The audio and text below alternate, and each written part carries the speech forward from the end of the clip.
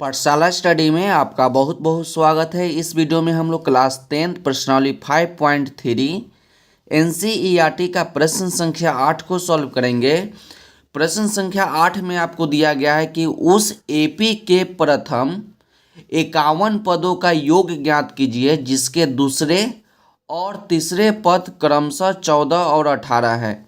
तो सबसे पहले हम लोग क्या करते हैं, प्रश्न में जो जो चीज़ दिए गए हैं उसको नोट कर लेते हैं। उसके बाद हम लोग 51 पदों का योग ज्ञात करेंगे।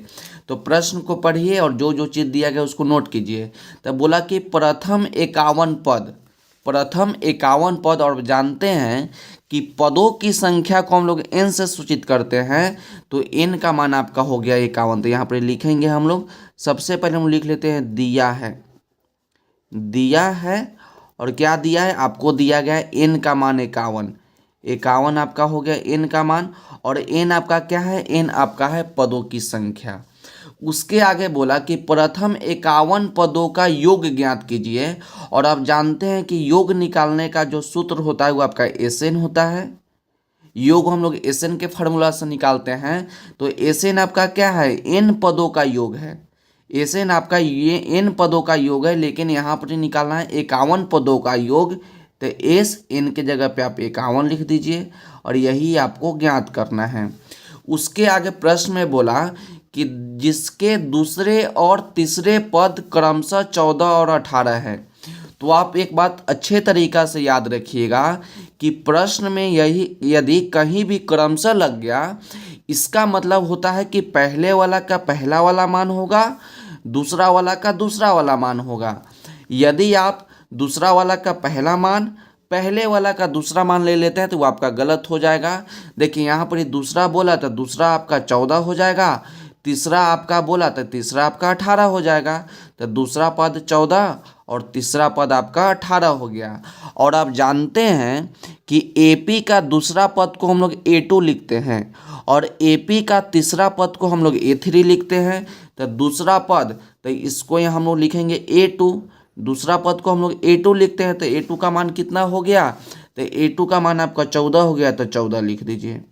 उसके आगे है तीसरा पद, और तीसरा पद को हम लोग लिखेंगे A3, तीसरा पद को हम लोग लिखेंगे A3 इक्वल टू 18। और आपको क्या ज्ञात करना है, आपको ज्ञात करना है एस 51, मतलब कि 51 पदों का योग निकालना है। तो योग निकालने का जो फार्मूला होता है यहाँ पर देख लीजिए। योग निकालने का फार्मूला होता है कि एस बराबर n/2, एस बराबर n/2 2a plus n-1 into D. ये आपका योग निकालने का फार्मूला है। तो योग निकालने के लिए आपको क्या क्या चाहिए, तो योग निकालने के लिए आपका n का मान चाहिए, a का मान चाहिए और d का मान चाहिए। एन निकालने के लिए आपको n का मान, a का मान और d का मान चाहिए। तो यहाँ पर हम प्लस में देख रहे हैं कि n का मान आपको मिल गया, लेकिन आपको a का मान और d का मान नहीं मालूम है। तो सबसे पहले हम लोग क्या करते हैं, a और d का मान ज्ञात कर लेते हैं। तो देखिए यहाँ पर दिया गया है A2 बराबर 4, मतलब कि AP का दूसरा पद आपका 4 है। तो दूसरा पद को हम लोग क्या लिखते हैं, तो दूसरा पद को लिखते हैं एक घटा के।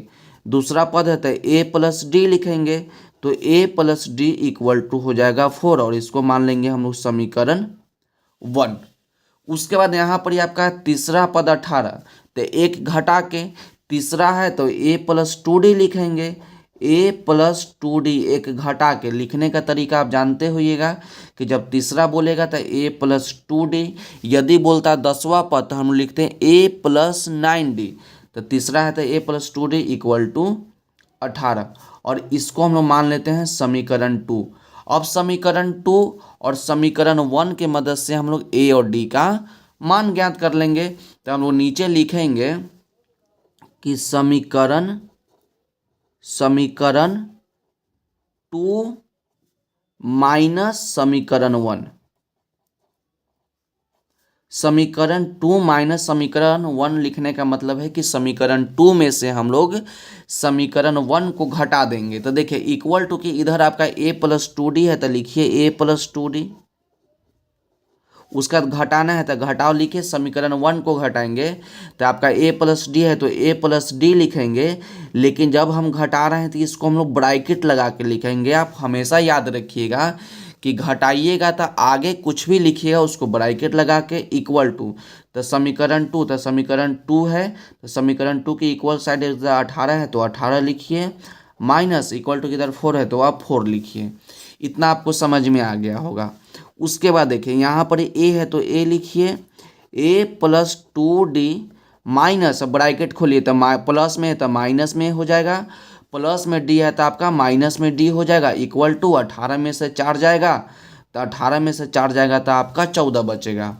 यहाँ देख रहे हैं कि माइनस में प्लस में तो आपका कट जाएगा। उसके बाद आपका बच गया 2d अब माइनस में d, तो 2d माइनस d कीजिएगा तो आपका d हो जाएगा। यहाँ पर कितना है आपका, यहाँ a2 का मान कितना है, a2 का मान आपका यहाँ देख सकते हैं थोड़ा सा मिस्टेक हो गया कि a2 का मान आपका 14 है तो यहाँ पर आप 14 कर दीजिए और यहाँ पर भी आप 14 कर दीजिए और यहाँ पर भी आप क्या कीजिए 14 कर दीजिए।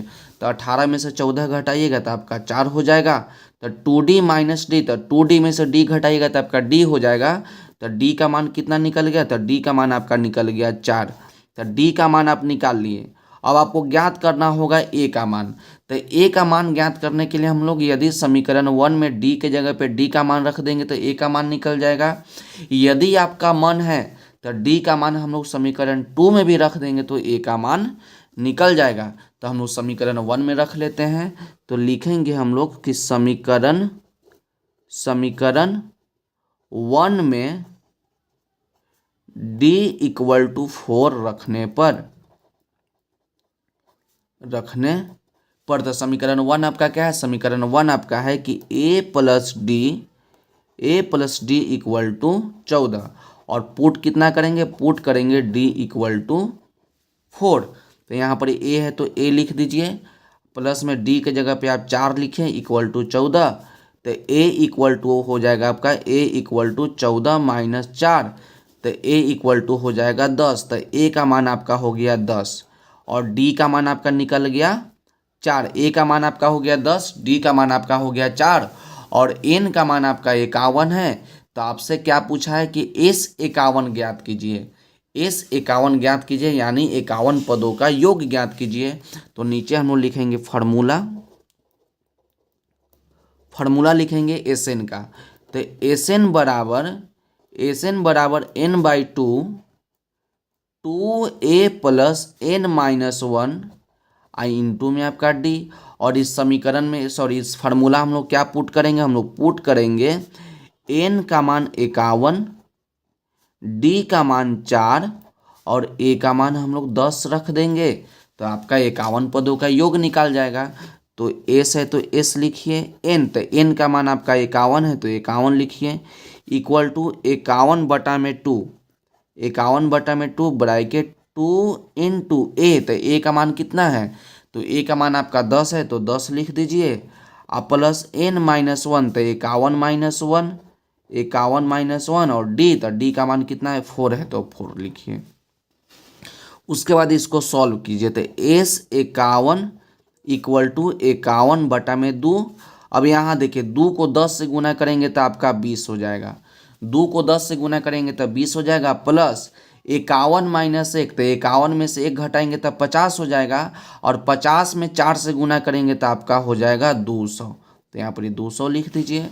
उसके बाद s 51 बराबर 51 बटा में 2 और यहाँ पर कुछ ना है तो गुना लिखिए, 200 प्लस 20 प्लस 200 तो कितना हो जाएगा 220 हो जाएगा और 220 जो आपका 2 के टेबल से कट जाएगा आपका एक बार में 2 और 0 तो आपका बच गया 110। तो आपका s 51 बराबर आपका बच गया 51 गुना 110। तो इसको हम लोग आपस में गुना कर लेते हैं। तो जब इसको गुना कीजिएगा तो आपका हो जाएगा 5610। तो 51 पदों का योग कितना हो गया, तो 51 पदों का आपका योग हो गया 5610। तो हम लोग नीचे लिख देंगे कि प्रथम 51 पदों का योग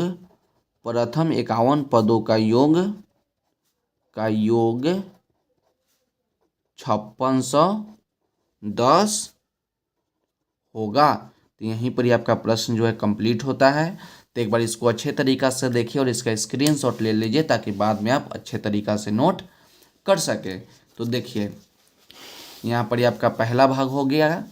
इसमें आप गड़बड़ाइएगा नहीं, थोड़ा सा मिस्टेक हो गया क्योंकि यहाँ पर दिया गया था दूसरा पद। यहाँ पर आप देख सकते हैं कि दूसरा पद आपका 14 दिया गया था, तो उससे कोई दिक्कत नहीं है। फिर से इसको हम लोग क्रॉस कर दिए। तो देखिए यहाँ पर ही आपका पहला भाग हो जाएगा, ये आपका पहला भाग हो जाएगा। और नीचे आप ले लीजिए, ये आपका दूसरा भाग हो गया। तो आज के वीडियो के लिए बस इतना ही, मिलते हैं अगले वीडियो में। यदि वीडियो अच्छा लगे तो वीडियो को लाइक कर दीजिएगा और चैनल को सब्सक्राइब भी कर दीजिएगा।